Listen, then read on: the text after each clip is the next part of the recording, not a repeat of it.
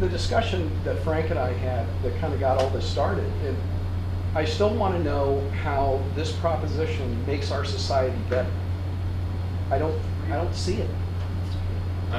It's personal freedom. I mean, one of the points that was made over here is that one thing I think that conservatives, especially who talk about personal liberty and personal freedom, forget is that implicit in the Constitution, implicit in what the founders envisioned, is a freedom to fail.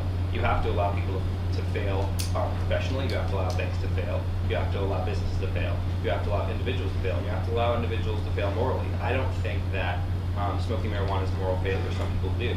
But I think that there is an implicit freedom to fail, and you have to allow people to achieve that.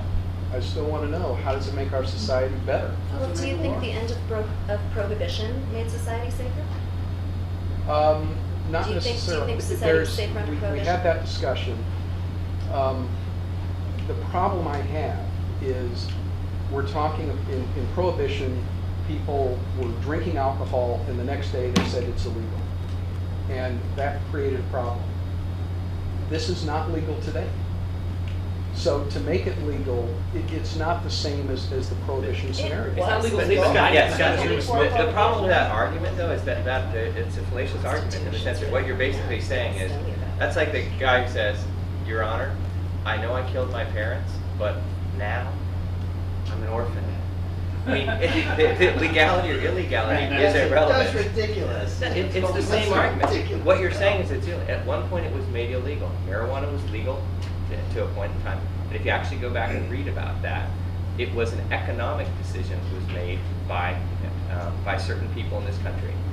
And it had more to do with hemp than actually marijuana at the time. And if you look at it, it wasn't until the 80s that we had our war on drugs and you really saw the imposition of significant penalties and things associated with it. But that's good history, but how do we react today? How do we make the judgment today on what is the best thing to do for Right, us? isn't it like the review in football, where they have to have incontrovertible evidence to overturn what happens on the field? I think he's got a point, frankly. Which is and how to make NFL it better. What? Well, let me, before you guys got here, Bruce was talking about Juan Williams and NPR firing him and everything else. And I think that's a relevant thing for this conversation, because what it comes down to is everybody wants what they want. Freedom is what I think it should be, not what you think it should be. And that's what Dave was saying, I think is fundamentally true, is you have to let people fail, you have to let people make decisions. What will happen is people will gather in communities that you and I won't want to hang out in. Because guess what? They do already.